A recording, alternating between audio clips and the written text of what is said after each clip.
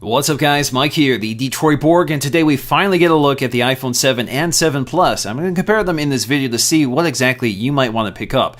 So the 7 and 7 Plus dimensionally are identical to the 6S and 6S Plus, but we get a tweaked design and a host of new features, from waterproofing for the first time, all new cameras on the front and back, a brighter display with a wider color gamut, in addition to stereo speakers, which is great to finally have on an iPhone. We also get better battery life, thanks partly to the new A10 CPU, which is more powerful but more efficient as well. They've also made some other controversial changes, such as eliminating the headphone jack, and the home button is no longer a physical button, instead it vibrates when you press it. We also get a new design which comes with two brand new colors, black and jet black, and we're going to take a look at both of them in this video. Now once again, the iPhone is available in three capacities, but this time they've doubled them for the same price as they were last year: 32, 120 gigs, and for the first time 256 gigs. Now if you want the jet black model, you'll have to spring for 120 gigs or better in order to get it. So getting to the unboxing, Apple has redesigned the packaging for this generation. So we do have the colors front and center on each cover.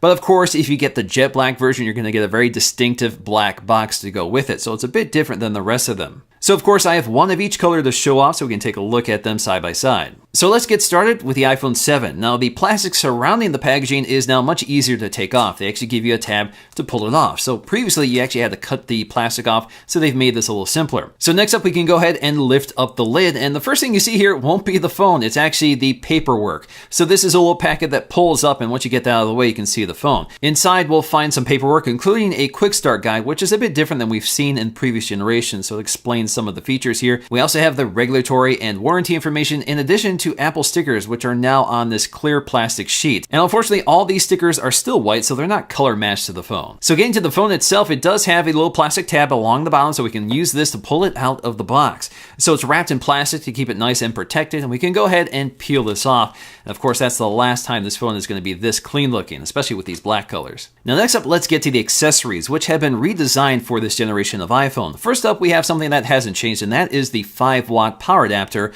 which comes with every iPhone 7. Next up, we have the new lightning connected earpods. So we don't get the wireless AirPods in the iPhone 7. That's a separate accessory that you have to purchase, but you do get wired headphones that connect directly to the lightning connector. Also included here is the adapter for traditional analog headphones.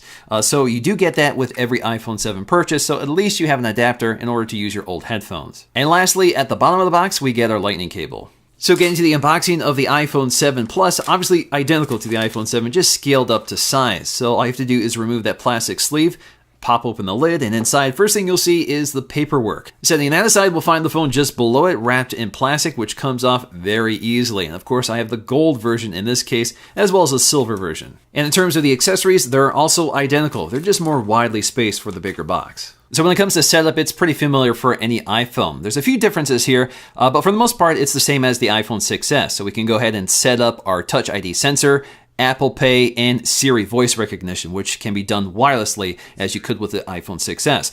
But new here is the new home button. So you get an explanation of how the home button works, and you can actually customize the intensity of the taptic click that replicates the home button press. So you can go with very light, medium, or high intensity. Now personally, I prefer the medium because the higher intensity one feels a little like the screen is clicking at the bottom, while the medium intensity feels just about right. In terms of the design, Apple describes this as refined, and I think that's a good way of putting it. It looks a lot like the previous generation, has the same dimensions, but does have some welcome tweaks here. And one of them is the antenna design. So they've been able to integrate the antennas into the casing of the phone, which means we have smaller antenna stripes along the top and bottom. I think this is a big improvement visually. Now, if you get one of the dark black colors, you can see that the lines are virtually invisible. So you have a very minimal look, much more stealthy than before with space gray. And of course, if you get the other colors, they're whiter, so they contrast more sharply. The other change here is the camera design is now much more integrated into the body of the chassis, so it looks a little stronger, and I think looks a lot better. At the bottom edge, of course, things have changed quite a bit here. So the headphone jack is removed, and instead we have this very symmetrical design. So it looks like we have stereo speakers, but in reality, we have one loudspeaker and microphones on the other side. Apple just wants that symmetrical design so it looks more attractive. But once again, they pay a lot of attention to detail right down to the speaker grills matching the color of the phone. So when it comes to the other buttons, they're in the same place as they were before. On the right side, we'll find our thumb reachable power button, and on the left side, we'll find our volume controls up and down. Now, they did make a slight tweak to the iPhone 7 volume key, so gone is that recession from the iPhone 6s. Now it's a much simpler look. Also found on the right side is our nano SIM tray, and there's a difference here because we have a water-resistant design. The SIM tray also has a gasket built into it, so that's a new feature if you look very closely. Now, although you can't tell by looking at it, the home buttons have also been redesigned, and they're solid state this time, so there is no physical click. But instead of a mechanical click, the Taptic engine replicates a click at the bottom of the phone. It feels exactly like a click. It doesn't feel like a vibration, but it's not quite as localized as I was expecting it to. It actually feels like the bottom of the phone is clicking, not just the button itself. We also get stereo speakers for the first time on an iPhone 7. So we have one loudspeaker at the bottom, and the earpiece now acts as a loudspeaker as well. So that delivers twice the volume of the previous iPhone 6s and 6s Plus. This also gives us a much wider dynamic range, and the phone is smart enough to know whether you're holding it in portrait or landscape orientation and reorientates the stereo speakers for optimal audio quality. So let's go ahead and take a listen to what it sounds like compared to the iPhone 6s. About a year ago, Apple launched a product called the iPhone Lightning Dock, and when the iPhone 6s came out, they launched them in aluminum versions with colors that matched the iPhones. Well, with the iPhone 7, they've had to add a new color, and that is black. So this is designed to accompany the new black color, along with a new jet black color that's coming with the iPhone 7. Another big deal here is that this is the first iPhone to get an IP67 certification, which means it's dust and water resistant. In terms of water resistance, this means you can submerge the phone in 1 meter of water for up to 30 minutes, so don't take it swimming. But this will do a much better job protecting your phone in those accidents or if you're out in the rain. So when it comes to the displays, once again, they're the same size and resolution as the 6S and 6S Plus. So we have a 4.7 inch and a 5.5 inch screen. The 4.7 inch comes in the resolution at 750 by 1334, good for 326 ppi, while the 7 Plus has a full 1080p display, good for 401 pixels per inch. So that's definitely the sharper display here. Both of them are once again LCD IPS panels with dual domain pixels, which delivers fantastic off-axis viewing, which also gives us very deep and dark contrast with bright, vivid colors. Now, speaking of brightness, both displays are 25% brighter than the previous model. The displays also pick up the same Cinema P3 spec of some of their Mac models, which means we have a much wider color gamut available for this phone. Now, this is great because it can also display the wider color gamut of the new camera system. Now, comparing the iPhone 7 to the 6S displays side by side, the thing that jumps out right away to me is that the 7 looks a lot warmer than the 6S. The 6S has a much cooler color temperature, but the iPhone 7 definitely has a wider color gamut, so it looks a lot more vibrant than the iPhone 6S. But in terms of brightness, at first glance, I don't really see the difference here, but there's definitely a big difference in color. We also get an all-new 7-megapixel FaceTime HD camera, which has an f2.2 aperture. It can finally record in 1080p HD video. Now, if you remember from the previous generation, that was a 5-megapixel sensor that could only record in 720p video, so this is a welcome improvement. This also has other features like auto image stabilization as well as deep trench isolation for great low light performance. That also combines with the Retina HD flash to illuminate your shots. So when it comes to the cameras, obviously there's a difference between the iPhone 7 and 7 Plus, but they all have the same main camera, a 12-megapixel sensor, which is all new with optical image stabilization. This also has a much wider f1.8 aperture, jumping from the 2.2 aperture from the previous model. We also get larger pixels on those sensors for better low light sensitivity. But when it comes to the iPhone 7 Plus, it gets a second 12-megapixel sensor, but this time with an f2.8 aperture. So this is used for telephoto images. So this allows you to zoom in optically on images, and we're going to take a look at that in the software. Now, I do think it's worth noting that although we have software stabilization on this lens, it does not have optical image stabilization like the main wide-angle lens. Also next to the camera is one of the microphones in addition to our new LED flash. So this is a quad LED flash with dual tone, and this is 50% brighter and shoots 50% farther. Now, in terms of using optical zoom on the iPhone 7 Plus, it's actually very simple. It's built into the camera app. So basically, you get this little controller that allows you to quickly jump between 1x and 2x optical zoom. Alternatively, you can also tap and hold and then swipe across in order to zoom in and out. This also includes software zoom or digital cropping. So basically, you can zoom in and out all the way up to 10x when you're taking a photograph. You can also do this in video, but you're limited to 6x instead of 10. In terms of photo quality, both cameras are basically identical until you're using the optical zoom on the 7 Plus. So they're delivering very similar results with optical image stabilization.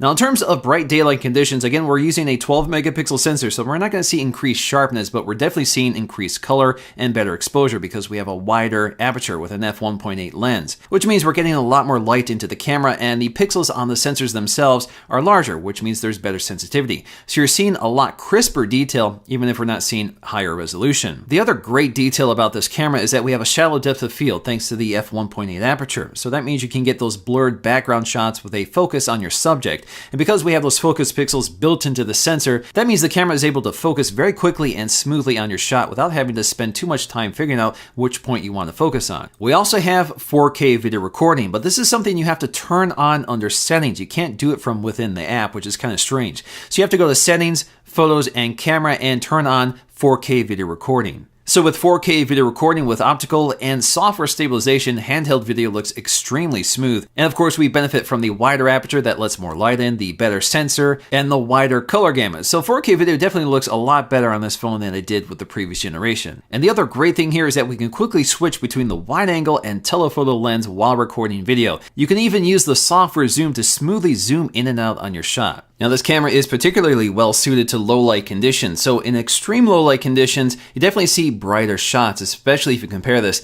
to the iPhone 6s Plus. So it's not dramatic, but you can see that it is brighter with better detail. So it's not as murky or muddy as the 6s Plus was, but it's got about the same amount of processing, so it can be a little soft, but again, you're seeing a little more detail. Generally speaking, it's a better camera for low light, but it's not dramatically different. Now when it comes to using the brighter LED flash, it doesn't necessarily make the shot brighter, but it definitely gives you much more detail. Previously, the camera had to expose the shot longer with the weaker flash, so you can see a lot more noise. In this case, the iPhone 7 seems to do a better job with the exposure level. The iPhone 7 is also launching with the new A10 Fusion processor, which is a quad-core 64-bit processor. Now, they're calling this Fusion because it combines two high-powered cores with two low-powered, high-efficiency cores. So those high-efficiency cores use 1/5 the power and are designed to power low-end tasks so you don't waste too much power, and that improves battery life. While we have these two other cores, which are high-performance cores, which deliver 40% better performance than the A9 chip. We also get a new 6-core GPU, which is 50% faster, also using 2/3 the power of the A9. Now, as always, there is a slight speed difference between the 7 and 7 Plus because the 7 Plus clocks the CPU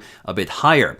But there's also another big difference, and that is RAM. So there are 2 gigs of RAM on the 7, 3 gigs of RAM on the 7 Plus. So you get a lot more room to work with on the 7 Plus over the 7. Regardless, if you take a look at our Geekbench scores and compare them to the previous generation, you can see a huge gain here. So this makes a very powerful phone even more powerful. So when it comes to battery life, in addition to more efficient processors, we also have larger batteries built into both devices. So Apple estimates that most users should see 1 to 2 hours of additional battery life over the 6s. iPhone 7 does add a few features to iOS 10 that's not available on the iPhone 6s. So for example, if you want to adjust the intensity of the vibration or click of the home button, there is a section for that under settings and under general, and you'll see the home button, and this basically allows you to pick a different intensity if you want. So if you don't set this up correctly when you set up the phone, at least it's there under settings. Also unique to the iPhone 7 is a section under sound and haptics, so that's just sounds on the iPhone 6s.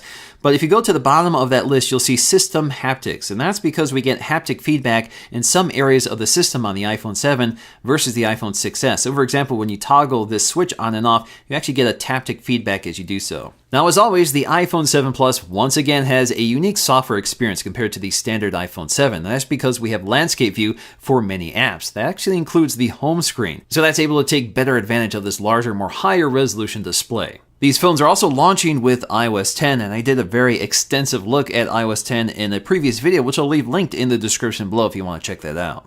So when it comes to these new black colors, they're much darker than the space gray that they're replacing. They're much more opaque, so it's going to be interesting to see how they age over time, but the matte black seems to be quite durable. Now the big standout here is jet black. So jet black has this near perfect gloss finish. It actually looks like one piece of glass. It's very reflective, and it's also prone to scratches. In fact, Apple warns that this is more prone to scratches, so you may want to put a case on this unless you want the weathered look. But when it's brand new, it looks like one piece of glass. In fact, it seamlessly bonds to the glass on the front for this really unique design. So it definitely stands out and makes the phone look like something completely different than you've seen up to this point. The only problem with these dark black colors is that they show a lot of fingerprints, certainly much more than space gray. So you may want to put a case on these unless you want to spend a lot of time cleaning them. So ultimately, in the end, the iPhone 7 really is a very polished product. It finally adds many of the features I think it's been lacking for a long time, such as waterproofing in particular. We also get fantastic cameras on both models, high-end processing power that makes the system extremely smooth and powerful, and excellent battery life that gets even better with this generation. Of course, this may not be perfect for everybody because it lacks a headphone jack, and some people want a sharper display than the one offered on the iPhone, especially the 4.7-inch iPhone 7, which definitely isn't as sharp as most flagship smartphones priced at this level. But in the end, I think this is a significant upgrade from the iPhone 6s and 6s Plus, and it's definitely worth considering as a replacement. Alright guys, hope you enjoyed this look at the iPhone 7 and 7 Plus. I do have the Apple Watches and some of the iPhone 7 accessories coming up, so stay tuned for that. And if you like this video, please give it a thumbs up to let me know, and I'll see you again in the next one.